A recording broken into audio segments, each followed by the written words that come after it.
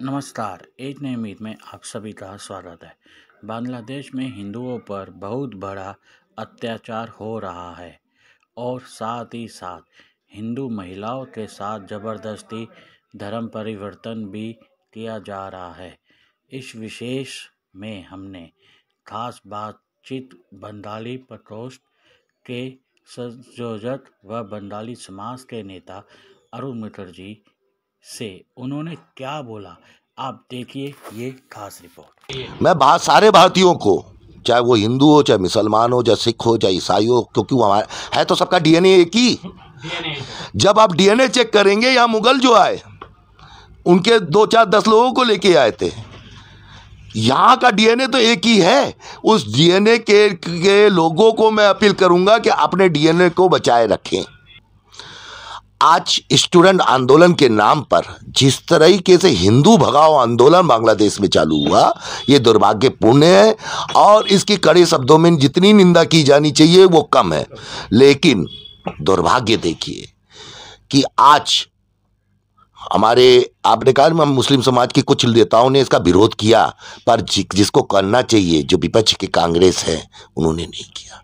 उनकी राजनीति के कारण क्या एक समाज को मरने दिया जाए, इसके विषय में भी वो आज नहीं बोल पा रहे। बड़ा दुर्भाग्य है इस विषय का कि जब बांग्लादेश आजाद हुआ था तब 28% हिंदू था, आज 8.5% हिंदू है। कितने सुरक्षित है। इसी के तहत योगी जी ने कहा था एक रहेंगे तो सेफ रहेंगे। यहाँ ना हिंदू की बात थी, ना मुसलमान की बात थी, ना सिख की बात थी, ना ईसाई की बात थी, यहाँ भारतीयों की बात थी। नमस्कार सर, बांग्लादेश में जिस तरह से हिंदुओं के साथ जो अत्याचार हो रहा है, अत्याचार नहीं कहूँगा, जो मंदिरों पे तोड़े जा रहे हैं, धर्म परिवर्तन हो रहा है। लेकिन सवालों के जवाब में इतना मैं बोलूं कि हमारा भारत का मुस्लिम इतना खुल के भी नहीं बोल रहा कि उनके दुखों में तो शामिल हो, खुशी में तो कोई भी ना है।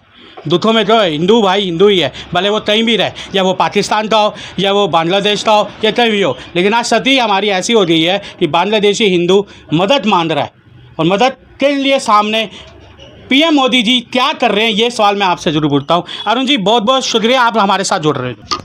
बहुत बहुत धन्यवाद तरुण जी। सबसे पहले तो मैं आपको एक बात बताना चाहता हूँ कि ये घटना आज ही की नहीं है।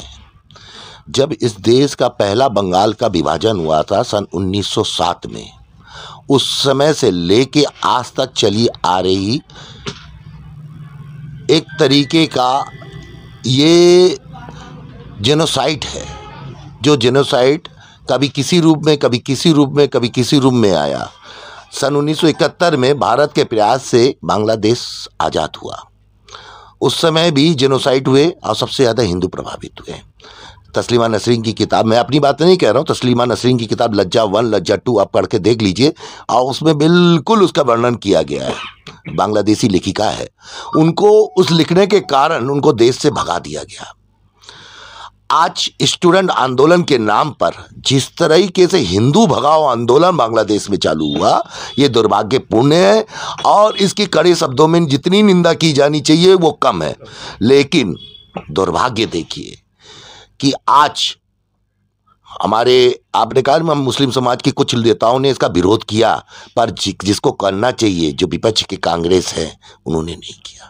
उन्होंने आज उनका विरोध नहीं आ रहा, उनके प्रदर्शन नहीं आ रहे, उनको लग नहीं रहा है कि ऐसा क्या है कि सिर्फ वोटों की राजनीति के कारण क्या एक समाज को मरने दिया जाए, इसके विषय में भी वो आज नहीं बोल पा रहे। बड़ा दुर्भाग्य है इस विषय का कि जब बांग्लादेश आजाद हुआ था तब 28% हिंदू था, आज 8.5% हिंदू है। उसके बावजूद भी वो अपने को सेकुलर कंट्री कहता है। वहाँ के न्यायालय इस खान के जिस तरीके से प्रतिबंध करने के लिए अपील हुआ, इससे लगता है कि क्या चल रहा है। आपको मालूम है हमारे यहाँ देश में कसाब के लिए रात के 12 बजे भी सुप्रीम कोर्ट खुला, पर वहाँ हमारे महंत के लिए जिन वकीलों ने अपील की उनको मौत के घाट उतारने का प्रयास किया गया। पहले को उतार दिया गया, दूसरा कोमा में है। ये दिखाता है कि भारत में रहने वाले लोग कितने सुरक्षित हैं। इसी के तहत योगी जी ने कहा था एक रहेंगे तो सेफ रहेंगे। यहाँ ना हिंदू की बात थी, ना मुसलमान की बात थी, ना सिख की बात थी, ना ईसाई की बात थी, यहाँ भारतीयों की बात थी। और इस भारतवर्ष को एकत्रीकरण रहेंगे तो भारत सेफ रहेगा और भारत का हर नागरिक सेफ रहेगा। ऐसी ही बातों का वर्णन हमारे योगी जी ने किया था। पर दुर्भाग्य देखिए, विपक्ष ने उसको भी एक चुनावी मुद्दा बना दिया। क्या देश में एकता के रखने की अपील करना गुनाह है? क्या देश को सबको एक साथ चलने की दिशा निर्देश देना एक मुख्यमंत्री का काम नहीं है? क्या योगी जी ने यहां पे कहां गलत कहा? आज तक विपक्षियों के पास इसका जवाब नहीं है। क्यों? क्योंकि उनके पास भी एक मॉडल है। जब से देश आजाद हुआ तब से लेके आज तक तुष्टीकरण की नीति। आप वक्फ बोर्ड को देखिए, वक्फ बोर्ड क्यों बना? आखिर क्या जरूरत थी वक्फ बोर्ड बनने की? शत्रु संपत्ति पे जो यहां से लोग पाकिस्तान चले गए थे, वहां पे उसका अधिकार वक्फ बोर्ड के पास क्यों आया? अब वक्फ बोर्ड के पास यह अधिकार कब से आया कि वो आपका मकान देख ले और उसमें कह दे ये वक्फ बोर्ड की जमीन है, तो आपको अपील उन्हीं के पास करनी पड़ेगी। देश के स्वतंत्रता के लिए यह प्रश्न चिन्ह है कि न्यायपालिका और न्याय के लिए भी प्रश्न चिन्ह है कि किस तरीके से वक्फ बोर्ड का निर्माण हुआ कि उसमें सिर्फ वही जज बैठेंगे जो वक्फ बोर्ड चाहेगा। ये नहीं होना चाहिए और ऐसे विषयों में जनता को आगे आना चाहिए। मैं आपके माध्यम से सभी विपक्षी पार्टियों और सबको आज देश के नहीं, बांग्लादेश जो हमारा अंग है वहाँ पे जिस तरीके का जेनोसाइड हो रहा है उसके विरोध में सबको वर्चस्व के साथ बढ़ चढ़ के आना चाहिए।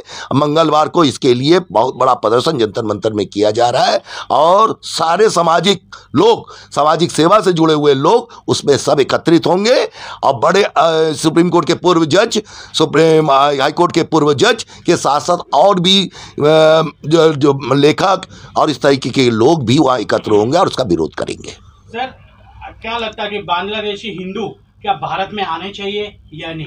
ये एक बहुत बड़ा सवाल हो रहा है। ये हर कोई कह रहा है, हर क्वेश्चन चिंप है जिसका रिजल्ट अभी तक ना प्रधानमंत्री ने दिया ना किसी और भाजपा के बड़े बड़े नेताओं ने दिया। इसके ऊपर आप क्या संदेश देना चाहिए? देखिए, मैं तो ये कहूँगा बांग्लादेशी हिंदुओं को भारत में नहीं आना चाहिए, वहाँ ही उनको रहना पड़ेगा क्योंकि वो उनका मातृभूमि है। अब मातृभूमि से किसी को भगाने का अधिकार किसी को नहीं होना चाहिए। अल्पसंख्यकों के अत्याचार को बांग्लादेश को रोकना पड़ेगा, अन्यथा बांग्लादेश के साथ सारे संबंध खत्म कर लिए जाए। बांग्लादेश को ये याद रखना चाहिए कि भारत के कारण ही वो आज़ाद हुए थे। बांग्लादेश को ये याद रख लेना चाहिए कि उनकी अर्थनीति बनाने में भारत का सबसे प्रमुख स्थान है। यहाँ तक कि उनके राष्ट्रगान में भी भारत के कवियों का स्थान है, अतः वो ज़्यादा उछले नहीं। इस देश ने उनको दिया है तो कम से कम इतना तो करे कि यहाँ वहाँ के अल्पसंख्यकों के प्रति न्याय करे। इसी के यही बात मैं कहना चाहूँगा। क्या संदेश देना चाहेंगे भारत में हिंदू या मुस्लिम किसी को भी कि सबको जुड़ के अपने बांग्लादेशी हिंदुओं का साथ देना चाहिए? मैं सारे भारतीयों को, चाहे वो हिंदू हो, चाहे मुसलमान हो, चाहे सिख हो, चाहे ईसाई हो, क्योंकि वो हमारा है तो सबका डीएनए एक ही। जब आप डीएनए चेक करेंगे, यहाँ मुगल जो आए उनके 2, 4, 10 लोगों को लेके आए थे। यहाँ का डीएनए तो एक ही है। उस डीएनए के लोगों को मैं अपील करूंगा कि अपने डीएनए को बचाए रखें। धन्यवाद आपको हमारे चैनल से जुड़ने। बहुत बहुत धन्यवाद।